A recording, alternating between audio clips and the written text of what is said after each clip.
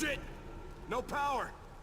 Hello YouTube, my name is Nero and welcome back to a very impromptu series here on my YouTube channel, The Legacy of Zombies, a series where I go through all the zombies maps in Call of Duty history and I talk about how they have changed the zombies experience, what new things they add to the table, and just talk about the history of the map as a whole. The first episode, which was posted a while back, was actually on Nocturne on Toten, the first ever zombies map, so of course, we are here on the second zombies map in existence, Verrückt. Verrückt is actually the German word for insane, which makes a lot of sense considering we are playing in a German insane asylum, a Nazi insane asylum actually, because this is back when this was Nazi zombies and not just zombies. You'll notice in a lot of the newer Treyarch zombie maps that actually refer anything to the Nazis or to Germany or anything like that, they will remove the swastika, they remove basically everything that involves the word Nazi, and that's just because it's more of a PR thing than anything. They basically take out the swastika and they put in the Iron Cross, something a little bit different. It pretty much means the same thing. It was definitely a sign of the Nazi party, but it's a little bit more PC,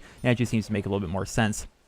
So here we are in the Insane Asylum. Those of you guys who are actually kind of keen, I suppose, to the Call of Duty World at War multiplayer, you'll know that this zombies map is kind of a reskin of the Asylum multiplayer map from Call of Duty World at War, which is also a bit of a reskin from the campaign mission that we had in World at War, where we were actually going through Insane Asylum as well. This map itself has some of the most creepy ambient sounds I've heard in a zombies map ever. You walk through here, this is just a very clearly haunted and disgusting and evil place that we are set in. This, of course, is also before we actually saw our main characters of zombies come into existence. Right now, we are just playing as an American soldier. No matter who you play as, you are going to play as an American soldier while playing on this map, and we are set here in this German asylum. Now, there's actually a bit of lore behind why we're here, but as somebody who finds it very difficult to kind of follow the entire backstory of zombies, I'm just going to ignore that for today's video. But just know that we're an American soldier here in a German insane asylum, and there are zombies. It's very, very creepy. This was one of the coolest maps when it first came out because it introduced a number of amazing things to the zombies experience that we have never seen before. Of course, if this being the second zombies map in existence, we didn't really have a whole lot of expectations because our only other map was Nocturne on Toten, which, like we established in the first episode of this series, was very, very, very basic. This map brought with it these beautiful things here, perks. This is the first map that we actually saw perks. We had Juggernog, we have Double Tap, the old Double Tap, which wasn't very good. All it did was increase your fire rate. We had Quick Revive, which is right over there, and Speed Cola, which is going to be on the other end of the map up there. One of the really cool things they did with this map, in my opinion, is this idea that you had to separate your team. You're separating yourself essentially from your teammates. Now, you see me over here in this particular area, and just try and knife down some of these zombies and not die in the process. But you see me over here on this half of the map. There's essentially two areas of the map that you can spawn in. Now, I happen to spawn in over here, but you can also spawn in on the other end up here. So if you were to hypothetically come onto this map with 4 people, 2 of you are going to spawn on this side where I'm at, and the other 2 are going to be over there. And you essentially have to activate the power to be able to be connected to your teammates. The power will reunite you. That is very much the case because the power is on the complete opposite end of the map. Now, this actually allowed for, I'm going to open up the stairs here. That's actually allowed for a lot of really interesting strategies because you wanted to basically make it so only certain areas of the map were actually unlocked as compared to other ones. Now you still have the double barrel shotgun, so I decided to pick it up here. Myself, this was the map that really got me into zombies in the first place, I suppose. This was, of course, the first map that actually had any actual substance to it. And as a result, my friends and I were very into this map when it first came out. We actually got to round 36 here, which 36 may not seem like a lot by today's standards, but if you consider this was like early 2009 when this map was actually released, back then, 36 was pretty high. I think we were ranked within the top 1,000 in the world.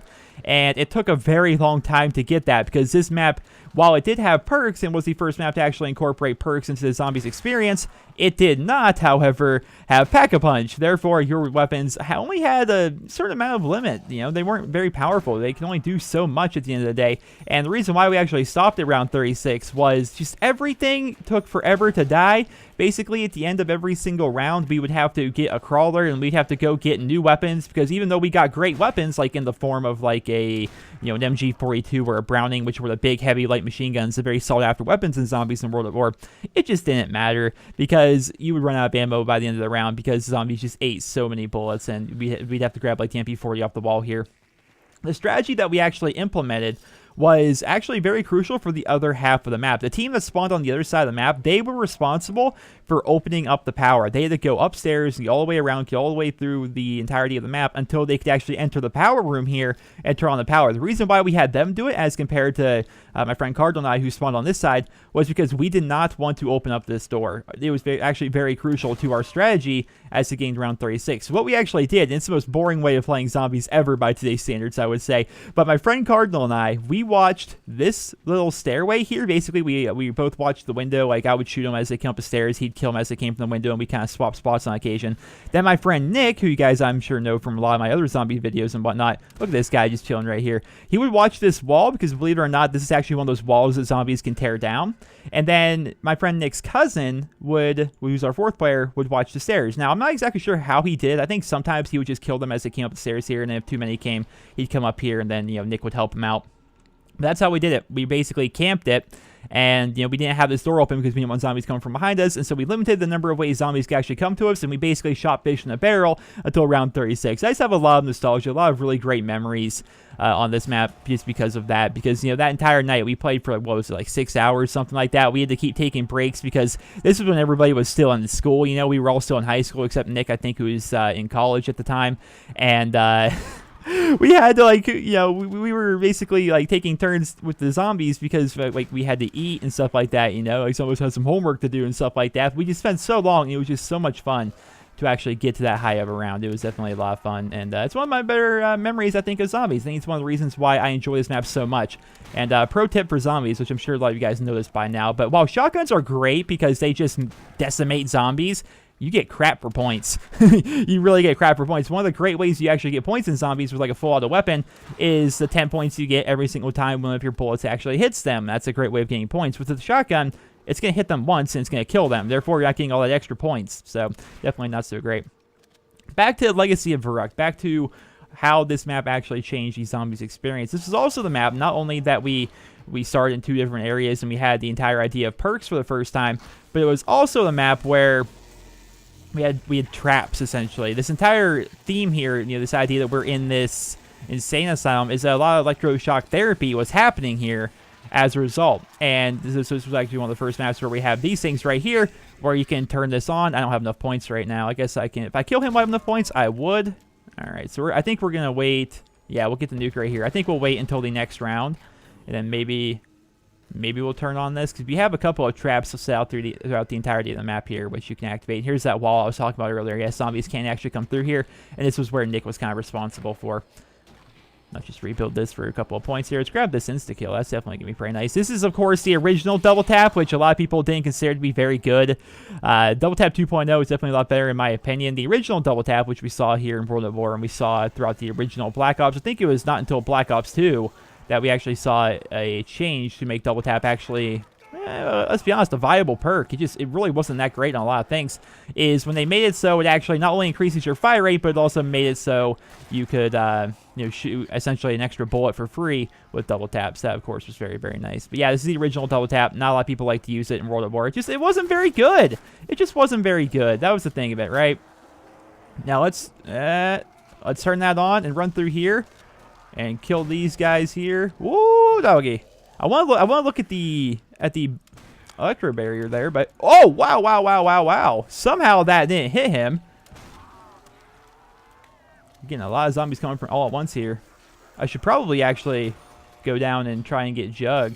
But as you guys can see, we got the trap over there. It might actually still kill some zombies, but with the way I'm positioned right now, there are probably not going to be a lot of zombies actually going that way. Here is this room, which a lot of people, this wall right here, people have psychoanalyzed this thing for years, trying to figure out if it actually has any significance or any meaning to the story of zombies. And I don't even know if it does. I just know people have been looking at it for years. I've seen so many forum posts and videos and stuff on it trying to exactly decipher what this thing actually says. I think I saw a thumbnail for a video. I didn't actually watch it, but apparently this thing has accurately predicted everything that's going to happen in zombies, or maybe it hasn't. I really don't know.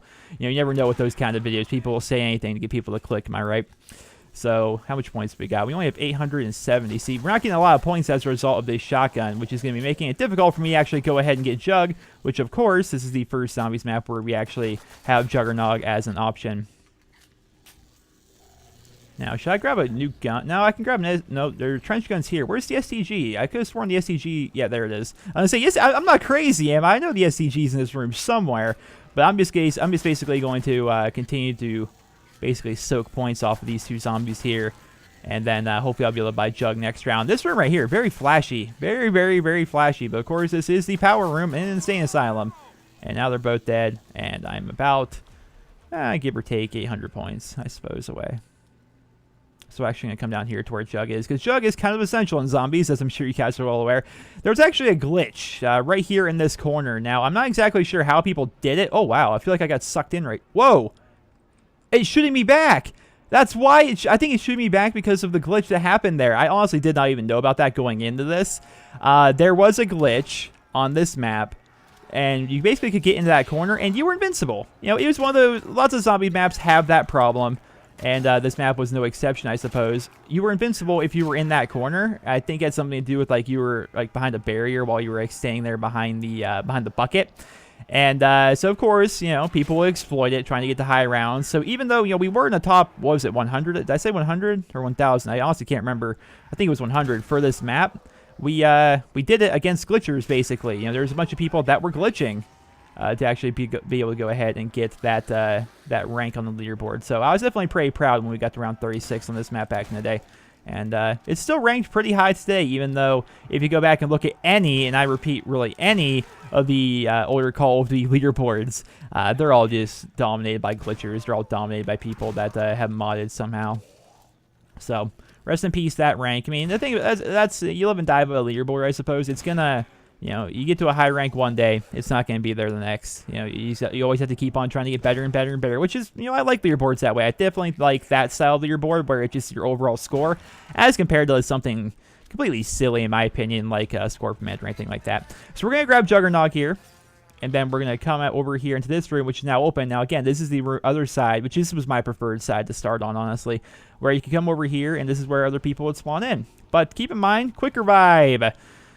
Oh, yes, ladies and gentlemen, quick revive in Call of Duty World at War. This was the original quick revive. This is not the new and, let's be honest, better quick revive that will actually allow you to get up off the ground if you're playing solo. Oh, no. This quick revive only revives teammates faster, and even if you're playing solo, will not pick you up. Will not pick you up, ladies and gentlemen. So it's completely pointless in Call of Duty World at War to pick up the quick revive perk while playing on this map. So if you're playing this map solo, since double tap is really just considered by most people to be a rather weak overall perk, and quick revive simply did not work for you if you're playing solo, really people would only grab two perks in particular. And you guys may have heard our ghost friend right there, which of course we're going to be talking about him here in a moment. But we got lots of zombies coming at me. What is it, 1250 for this? It's 1200. All right, perfect. So we're going to hopefully be able to grab the Thompson submachine gun here.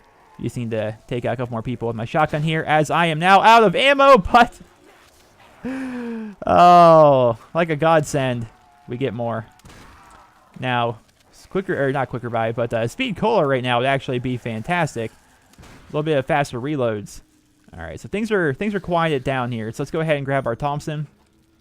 And let's just explore this room right here, because it is incredibly creepy. So we got two zombies. I'm not gonna kill either, because I think if I kill one of them, the other one's gonna become a fast zombie, and that's not something I'm after. So let's have these guys come here. This room up ahead, the room that we were just in, is incredibly creepy. You'll hear the sounds of the ghosts of Insane Asylum victims. Well, if you want to call them victims, I don't know. But I'm going to go ahead and be quiet and make the audio a little bit louder so you guys can listen. I promise there's not going to be any jump scares or anything like that. People always get worried when I say, you know, I'm going to turn up the audio and, you know, listen with your headphones, because they're always worried I'm going to jump scare them. I'm not going to jump scare them. I've never done that. I hate jump scares. I just want you guys to hear the ambience of the map, those you guys haven't played on it so far. So let's just go ahead. Wow, there's more zombies here than I thought that there was. All right, so we're going to kill off those two, avoid the nuke. And now, ladies and gentlemen, I will turn up the audio for you.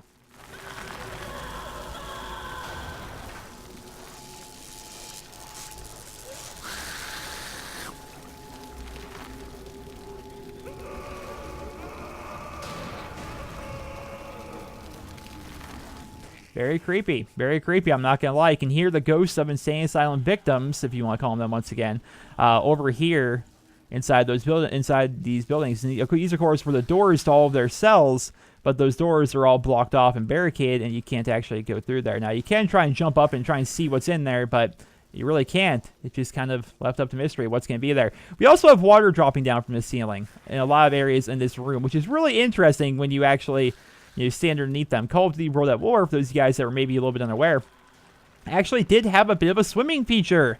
Yes, that's right. There was a swimming feature in this game. I know this specifically because there was a number of glitches in the multiplayer that would allow you to get underneath the map. And if you were to actually get underneath the map and then go to like where a puddle was, that puddle basically continued down underneath the map. And if you were underneath the puddle, you were basically submerged in water. And you would essentially be swimming. Your character even had the entire animation of swimming. And then if you would actually come up and come up above the water, you would have this little animation right here where this is water on you. And you walk out and you have that dripping down over your face. You'd have that animation once you actually exited the water. So that's a little bit of a leftover asset, I suppose. I don't know why exactly they had the entire idea of water actually being able to swim and stuff like that in the game itself. But it was something that was actually here. This room right here makes no sense within the context of anything. It's just a room that's over here for no reason that costs 750 points. We have 750 points to actually open this, and there's a little bit of blood there. There's a little bit of a bloody hand right there, and you have this room that actually has a light machine gun in it, which you would think that's actually pretty amazing. It's actually a little-known room. A lot of people don't actually know that this thing is actually here, and we're going to go ahead and, of course, open that for you guys. But we have the Thompson submachine gun, which is going to make things just very, very easy. I do want to kill off a bunch of zombies before I try to go in that room, because it's really just going to be a death sentence if I go in there when I don't have a bunch of zombies dead, because I'm just going to get completely overwhelmed. And we still hear our insane asylum friends over there in the other room. Yeah, so let's kill off a bunch of these guys here. Ooh, double points. I will take that. I will take that. This, of course, is the first zombies map. It's a little bit less significant, but this is the first zombies map that actually has icons for double points and insta-kill and things of that nature. If you guys remember back to Nocturne on Toten, whenever you had insta-kill, it would just literally have text on your screen that said insta-kill, and then it would have a timer that counted down from, what was it, 20 seconds, 30 seconds, something along those lines. And if you had double points, it would just say double points on your screen again with a timer counting down. This now actually has an icon. As you can see, both icons right there that actually show up on the ground. Those, of course, are something that would continue to be a staple throughout the Call of Duty series. Every time that pops up, you're going to have a little bit of an icon letting you know that you have those particular things available to you. Now, I feel as though, are you the last zombie? I feel as though I've cleaned out most of them here. Yes, this seems to be the last one. Let's open up this room here.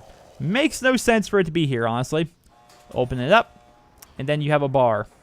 You have a bar. I want to make this guy a crawler. I need to wait for insta-kill to go away. There you go. Nice and slow, nice and crawly. Oh, look at you. Now, you come in this room, right? You've got your bar with a bipod. Why has it got a bipod? Is that significant? Well, kinda. The idea was you could actually set up your bar here at this window, and you could try and take people out, right? You could try to take people out down this alleyway, and then maybe you have people defending the door for you. That was basically the idea, I think. This is supposed to be a room that you could actually camp in. They patched the bipod very early on, I suppose, in the Call of Duty World at War life cycle. Originally, the bipod could be placed anywhere. Now, I feel as though for the sake of the video, I should purchase this weapon just to show you, but in reality, it's a very bad gun. It might actually hurt my chances of continuing on. But as you can see on the very front of the gun there's a little bit of a bipod there. Now, what this could actually do is you could actually set up a bipod in the Call of Duty World at War multiplayer. You can set it up simply by laying down. Now, how do I even lay down? I don't ever lay down on PC. Here we go. You can set it up while laying down, and what it would do is essentially turn your light machine gun into I guess a turret, really. It made it so the crosshairs were as tight as they could possibly be, and it basically had the accuracy of a turret, which was pretty cool. Now, this was actually something they wanted to have in the multiplayer. I can remember specifically hiding in like this area right here in the multiplayer, shooting people on the map Asylum. And it made it so, light machine guns were actually pretty good. For the most part, they were actually pretty weak in the World of War multiplayer, but it was kind of a neat little thing. You could lay down, you can put out your bipod, you could set up in a window, put up your bipod, you could do all these things that would turn essentially very low accuracy weapons into high accuracy weapons by making them turrets, basically. There was a glitch. Actually, there were several glitches, I suppose, in the World of War multiplayer regarding the bipod. One, there was an infinite ammo glitch where if you would go prone with it and do some other things, I don't remember exactly what you did, where it would essentially make it so you had unlimited ammo, and then people would, get underneath the map with a light machine gun, then they would have infinite ammo underneath the map. It was definitely kind of a problem. Say, of course, fix the glitch to actually get underneath the map, then, of course, say, fix the glitch where the bipod would give you unlimited ammo. There was another glitch, which not a lot of people, I think, knew about this. This, of course, would be very widespread by today's standards with how many YouTubers and how many pundits I think that there are throughout the Call of the community.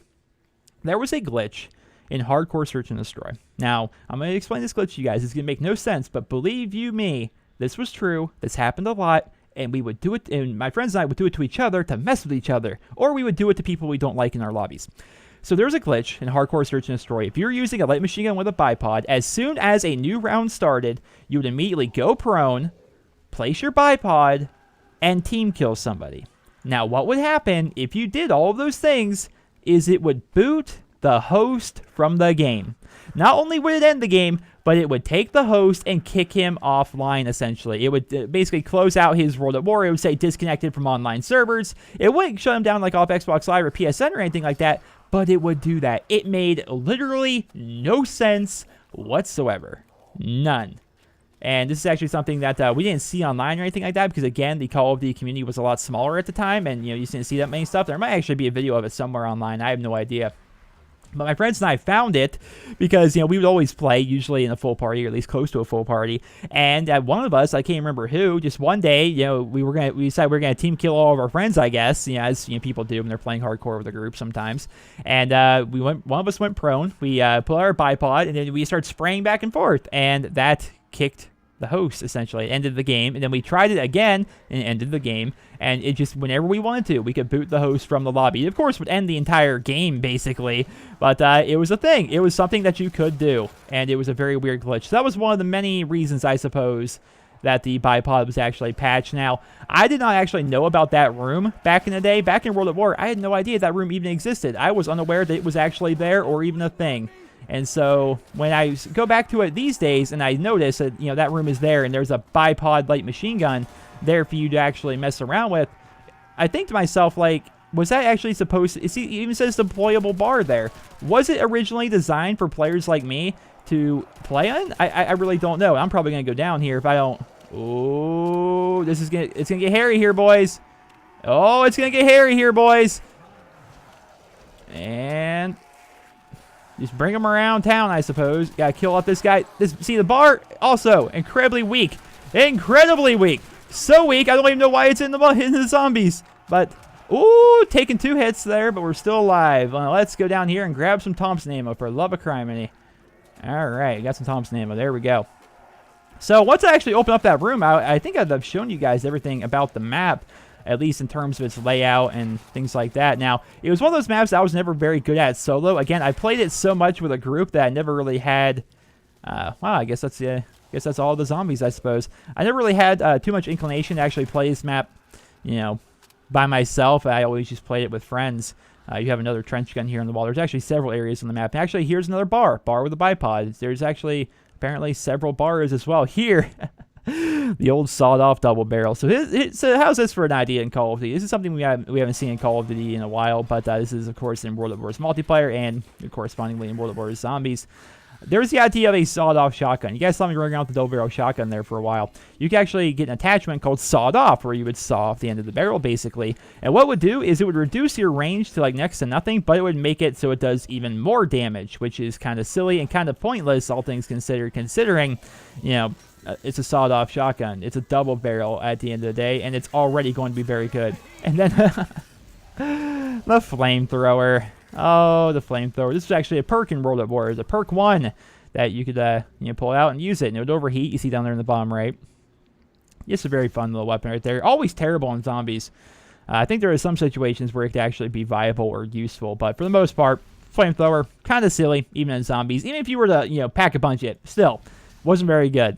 But, ladies and gentlemen, that, I think, is going to be the long and the short of Verrückt. The legacy of Verrückt. This was a map that we saw a number of really cool things. We saw a couple of really cool changes in zombies. We saw the idea of teammates spawning away from each other and having to meet up on the other end of the map. That was a very interesting concept initially. We had the entire idea of these traps that you could place down, which, of course, was a kind of a big deal. The biggest thing to take away from this map was the implementation of perks, the speed cola here, and of course double tap, quick revive, and of course everybody's favorite, Juggernaut. We had that as well. There's actually a low time area down here. This is actually an area that people go to for challenges, I think. People come down here and they try and like have one person or two people watch the window, then they mow people down on the stairs. It's a challenge area, I suppose, at the end of the day. But The map itself, very, very creepy, has a very fun vibe. You definitely feel like you're in the 40s, has a lot of sepia tones to it, I suppose. You definitely look like, it definitely feels like, you're playing a World War II game, especially as you're an American soldier with a Thompson submachine gun here in this Nazi insane asylum that, for whatever reason, has Revive Soda's posters there on the wall. I don't have enough points. I was going to grab an MP40 for the sake of grabbing an MP40, but not enough points, boys, not enough points. But that, ladies and gentlemen, is going to conclude the video. I hope you guys all enjoyed it. If you did, please drop me a rating. And sometime in the future, I have no idea when, we are going to move on to the third Zombies map in existence, Shinonuma. Talk about the legacy of that, some of the additions they made to Zombies via that map, and just what lasting impact that map may have actually had on the Zombies experience as a whole. So stay tuned for that. I don't know when it's going to be going up. Very impromptu series, but I'm definitely looking forward to making it, because if you guys have seen my top 10 Call of Duty Zombies video, then you'll know that Shinonuma is my favorite Zombies map of all time. So I'm definitely looking forward to that video. Ladies and gentlemen, once again, I hope you guys all enjoyed this video. Drop me a rating. And hope you guys all... Let's try and flamethrower here. It does nothing. Have a wonderful day.